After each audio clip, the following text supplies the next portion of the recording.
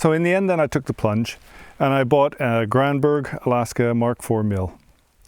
Because with an Alaskan chainsaw mill, then you can make very level boards. And I know here we're going to be doing a lot of milling. And because of that, then having something like this will be very useful, and I think we'll get a lot of use out of it. Now the first thing you have to do with the elastic chainsaw mill is you need to make one level cut, because of course the log is round. Granberg sell a set of rails and they work really well. They're completely adjustable and they have hooks on them to fasten it to the top of the tree. But there's a lot more expense. And what I saw is a lot of people, they use an ordinary aluminium ladder. And so I'm going to try doing it that way. Now you can make your own chainsaw mill, many people do, and I'm capable of that. But one of the reasons why I decided to buy one was because of the time involved. I'm more or less working here on my own most of the time. I've got some help from Granberg, but if I have to manufacture everything, it's only going to take a lot longer. So I had to make a compromise and I bought the Granberg version. I have to say that the build quality is amazing. It's made in the USA and it's all CNC milled out of aluminium and various different metals. It's very sturdy and it'll last for years and years. So it was well worth the expense.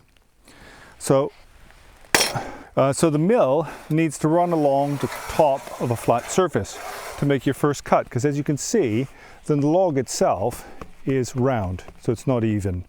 And the first thing we need to do is we need to make carrier plates to rest the ladder on so that it's level. So to start off with, what you need to do is you need to measure the diameter or the radius of the tree, and that goes from the pith point, the center of the tree, to the outer edge of the log, and you compare both sides. This side it's 9 1/8 inch. Now on the other side it's almost the same, it's only 9 inches, so there's not a great deal of difference. But what we want to do is we want to make it level on both sides, so that first cut is even. We take off the same amount of bark on the outside, and then once we have that first cut that is even, then we can just proceed and cut the tree in stages without having to do any more adjustments. So basically the first setup to cut the first piece off the tree is the most complicated part of the job, and after that it gets easier. So what I've done is I've made these plates. They're just made out of wood, and it's something to carry the ladder on so it can sit level. And the first job to do is to make that level to the top of the tree. So I'm going to put a spirit level on top of it, and once that level I can screw it in. Try to center it as much as possible over the pith of the tree, or the center line of the tree, but it's not going to be possible on this cedar because it's quite uneven. As you know, in general, then trees have a greater diameter at the base than they do at the crown. And with cedars, that's even more so the case.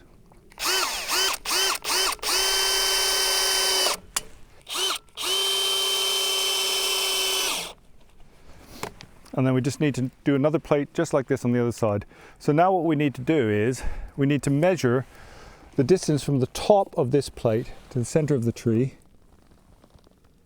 And when we put the plate on the other side, it should be exactly the same. And I'm using this adjustable square that has a level built into it. And that means I can just place this on top of the other carrier plate on the other end of the tree, and it'll be exactly the same height.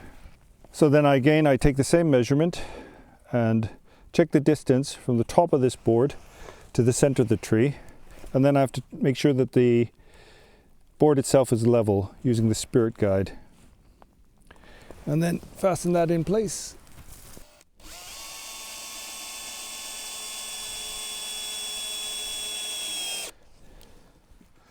The level and adjust it. So once these two boards are in place and level to each other, then when we place the ladder on top of the log, the ladder itself should be level.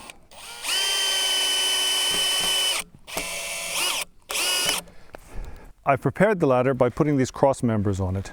And in them, then I've inserted some screws. These screws are adjustable, and that means that once the ladder's on top, you can loosen or tighten these to maintain level. And then when you finish, you can screw the whole thing down. I was worried that the cross members wouldn't be able to screw into the ladder successfully, but pre-drilling the ladder itself into the aluminium, and then I stuck some roofing screws into that, and they seem to be very solid.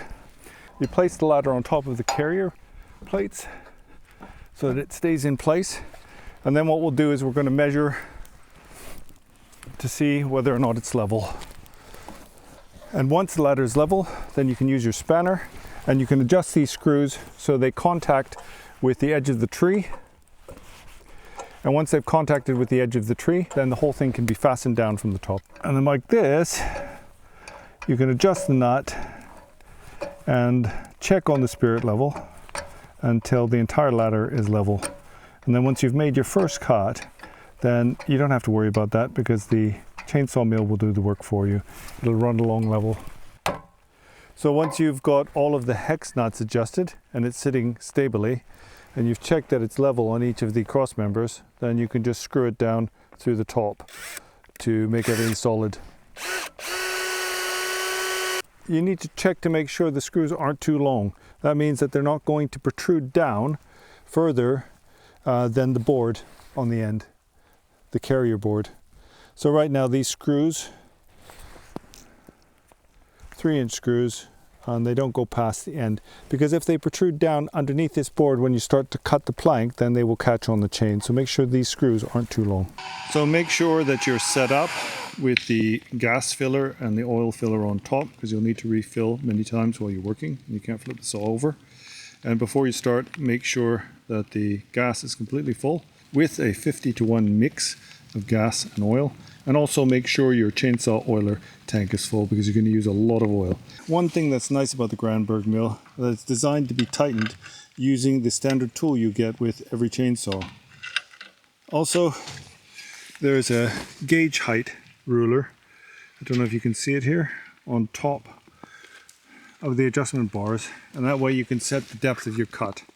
So I've determined that from the top of the carrier board down to the point below the carrier board where we need to cut on the end of the log is 7.5 inches. And so simply, if I set this point here on the guide rule to 7.5 inches, then that will be exactly the right cut. So make sure everything's tightened up, and also make sure that the saw is in the center. So this one's a little bit off. It should grab in the center of the bar. And once you've got everything adjusted, then tighten it up. It's all held together with nylock nuts and lock washers, and so that should mean that it won't come undone when you start to mill the log, because of course there's going to be a lot of vibration. Another thing you do, if your saw has it, and the Stihl 462 does have this feature, is to turn your oiler all the way up. So this one is in standard position, it's all the way to the left. And if you turn it up, then the oiler goes all the way to the right, clockwise, because it's going to use a lot more oil. So I've taken the dogs off the chainsaw, and that's to give me a deeper cut. It means I've got more usable area of the blade to make this cut, because this log's quite thick in diameter. And also I've got a ripping chain on there. So a ripping chain has a 10-degree angle on the tooth. So it's a slightly less angle than a 30-degree angle tooth. It makes it easier to cut, and it's less likely to get clogged. And everything, all the hardware has been tightened up, and then that means we're ready to go. So the ladder is all set up, it's all level, and now we're ready to make our first cut. So we've got the chainsaw attached to the mill, everything's tightened up, and all we have to do is start it with the safety bar engaged so the chain won't spin. The whole thing is quite heavy when it's on the mill, but once you get it on top of the guide rails, then you don't really have to work. It just rests on top of there. The other thing I'm doing is I'm cutting as the log goes downhill, and that's going to make it easier because gravity is going to be helping me.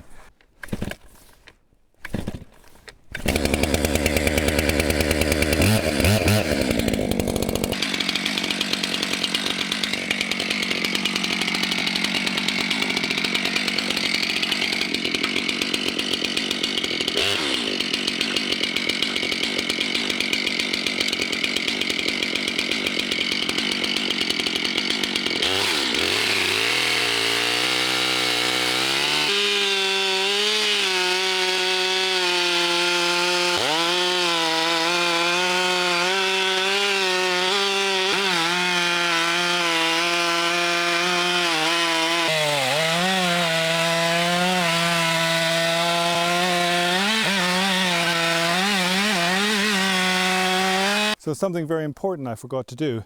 As you cut, then you should start inserting wedges in the log. Otherwise, then it'll collapse down and it'll make the cut a lot more difficult. So put some wedges in, and then hammer some wedges in along the sides as you go along, and that will make life a lot easier.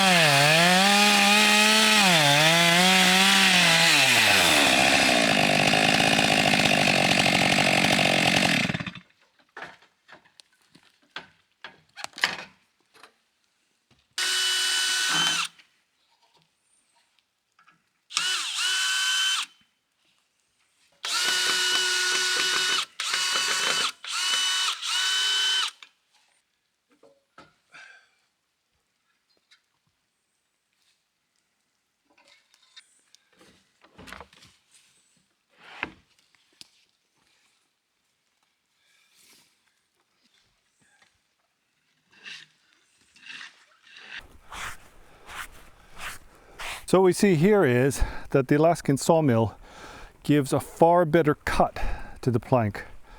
It's much more smooth and even, and it's a completely level surface. So I'm really pleased with that. So the cut itself took less than 10 minutes, even though it was the first time. And now all we need to do is readjust the height on the Alaskan sawmill so that we can start cutting off 1 inch or 2 inch planks off the top of this cedar.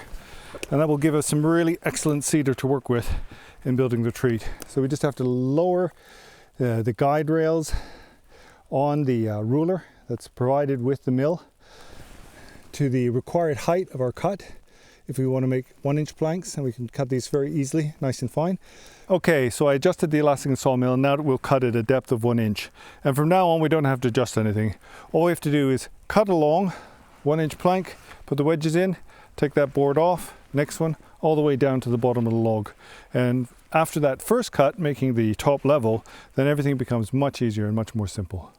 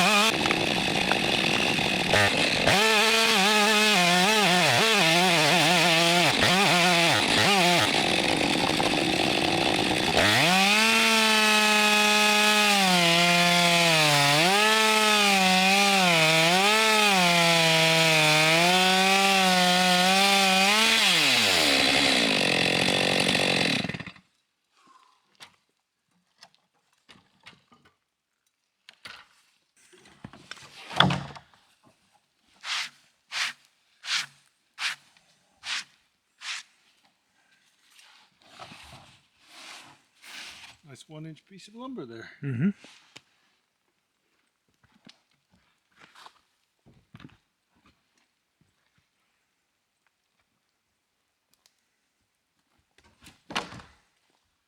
Okay.